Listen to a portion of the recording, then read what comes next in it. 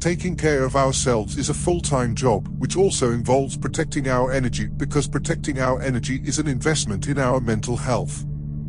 Think, for example, of an hourglass. The sand slowly falls to the bottom as the seconds pass.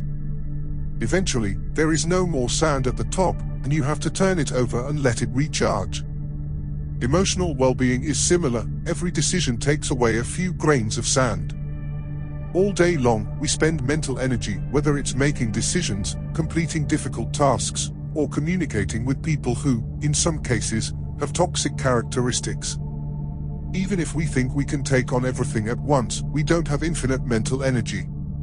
As mental energy runs out, we lose physical stamina, lack motivation, and become more inclined to procrastinate. It's important to remember that life is yin and yang, negative and positive, light and dark. There is and always will be a mixture of the two elements. That's just the way it is, and we can't change that. What matters most is being aware and noticing who, what, and where uplifts, enlightens, and energizes us, and who, what, and where does the exact opposite. When we observe this, we can react accordingly and make conscious decisions and choices that work for us. Through our body's spiritual energy system, we are able to sense, feel, and intuit everything and everyone we come into contact with. It is through our spiritual energy system that we can sense a tense atmosphere, feel danger, and feel totally drained. It makes sense then to learn how to protect ourselves as well as how to keep ourselves energized and clean. In simpler terms, woven in and around our physical body is an energy body made up of such high energy vibrations that we usually can't see it. The energy field that surrounds our body is called the aura and is made up of 7 layers that pulsate outwards from our body. Our aura is interconnected with 7 energy centers, also known as the 7 chakras within the body, which are interconnected with a vast network of energy channels called meridians and nadis that run throughout the interior of our body. If you're an empathetic person who often feels overwhelmed, it's essential not only to protect yourself but also to strengthen your energy, and that's exactly what we're going to delve into today. So if you're ready, let's embark on this journey together.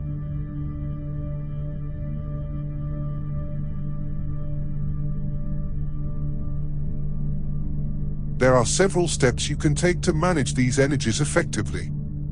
First of all, remember to prioritize your own needs. You are undoubtedly taking care of others, your family, friends, and those around you. But even in the midst of all this, don't lose sight of your personal needs. We all have deep needs, whether it's a desire for rest, desire to connect with something that resonates with our journey, or the need to explore paths of spiritual practice. Perhaps there is a need to release repressed emotions, but we're not sure how to do it in the present moment. You may notice an intensified awareness of these needs. Perhaps in the hustle and bustle of life, you have ignored them, but something inside you may be awakening, and this transformation requires recognizing and caring for your needs. It is essential to understand that meeting your needs is not a selfish act. It's not about prioritizing yourself to the detriment of others. Instead, it is the act of refilling the cup of your life. By nurturing your needs and practicing self-love, you are effectively refilling the cup, ensuring that you have something substantial to offer the people around you. This is a profoundly important concept that can easily slip our minds. We often put others before ourselves and forget the importance of self-care. So remember, it's not selfish, it's a vital step towards a fuller and more enriched life. Take this reminder to heart and start taking care of yourself and your needs. The next essential point to understand during this phase is the power of consciousness. What we consistently expose ourselves to can have a profound impact on our inner state, which consequently affects our energy. Have you ever noticed that when you constantly engage with disturbing or distressing content, you get even deeper into it? It's as if a subtle gravitational force is at work. For example, if you spend a lot of time on social media absorbing the latest global news and events, you may discover a subconscious attraction to these topics. Thanks to these algorithms, you'll find more and more content aligned with your fears, frustrations, or anger. Over time, this can become counterproductive, Instead of enlightening you, it starts to harm you. Deep down, you already have the knowledge you need. Yes, education and information are vital, but when information becomes toxic, it's time to take a step back. So you can break the cycle of constantly filling your mind with fear and chaos. You have a greater purpose than being a mere consumer of information. Information overload is a real challenge, and trying to consume it all is impossible. If you allow yourself to become a passive consumer, you'll end up like a sponge drenched in a chaotic mix of everything, leaving you not knowing what to do with it all. What we really need is to connect with ourselves, unearth our passions, and discover how we can make a positive impact on the people around us. It's about recognizing what distracts us from that path and learning to eliminate those distractions. This is crucial because these distractions don't just take up your time, they drain your precious energy. It's not just the information itself, but also the negative and toxic baggage that often accompanies it. So let's stop for a moment and reflect on what really matters. Embrace the power of consciousness and choose what you allow into your mind and heart, as this has a profound influence on your journey of self-discovery and fulfillment of purpose. When we continually expose ourselves to negative emotions, it's like stirring up a cauldron inside us. This emotional turmoil can linger, casting shadows over our days, making it difficult to regain balance. It's very important to be aware of this. Think of your mind as a garden. Negative emotions are like poison for that garden, and you wouldn't want to spill poison on it. A good practice for recharging our energy is to get a good night's sleep. This is very important, as many studies have shown the profound impact of a good night's sleep. Breaking old habits, such as surfing on the phone late at night, can be a challenge. However, nurturing sleep is a commitment to our well-being. By staying firm, we notice a remarkable transformation, our energy levels will increase, and we cultivate a greater awareness of what really matters in our lives.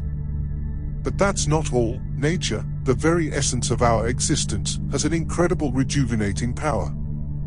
Sunlight, for example, contains a profound energy that can revitalize us. So try taking a moment to go outside during sunrise or sunset. You'll feel a tangible change in your energy. It's as if nature recharges our spirit, infusing us with new vitality. When we recognize the importance of self-care, sleep, and connecting with nature, we not only cope better with the changing tides of energy, but we also unlock a deeper sense of purpose and evolution within ourselves.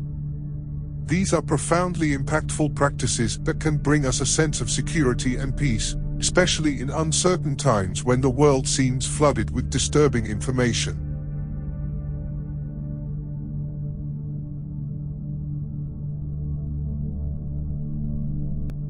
If you're surrounded by people who constantly absorb news that induces fear, you can lose that inner sanctum of peace. It can feel like the world is falling apart, and finding inner tranquility becomes a challenge.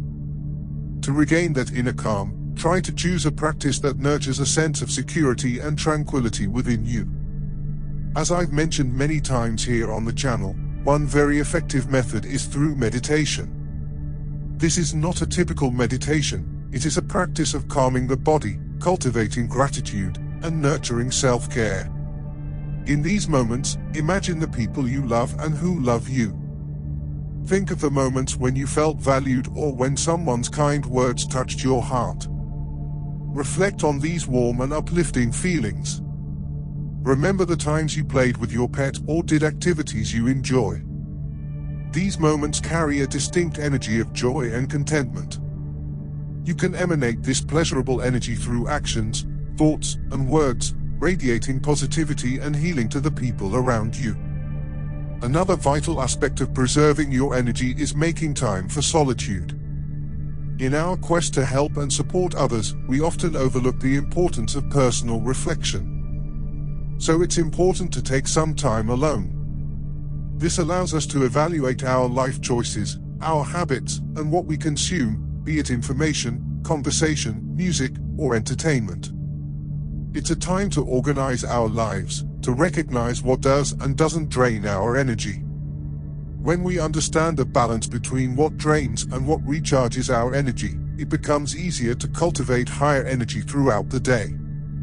It's not about making drastic changes, but rather recognizing the need for balance. Time alone allows you to immerse yourself in your thoughts and various emotions, such as fear and anger. We all harbor fears and triggers, and there's no avoiding it. Fear usually stems from the dread of losing something we love or are attached to. But the essential point is to recognize them. To face fear, we need to understand our attachments and the idea that we will ultimately have to let go of them at some point. Because in reality, even in the face of loss, we still possess our knowledge and experiences, which are invaluable. I know it's not easy to face our fears, especially face to face. Some may hesitate, fearing that acknowledging their fears will attract negativity. But if we avoid our fears, we are only giving them control over our lives. When you are confronted with anger, pause and reflect. What part of you has been triggered? What beliefs or fears have been awakened within you?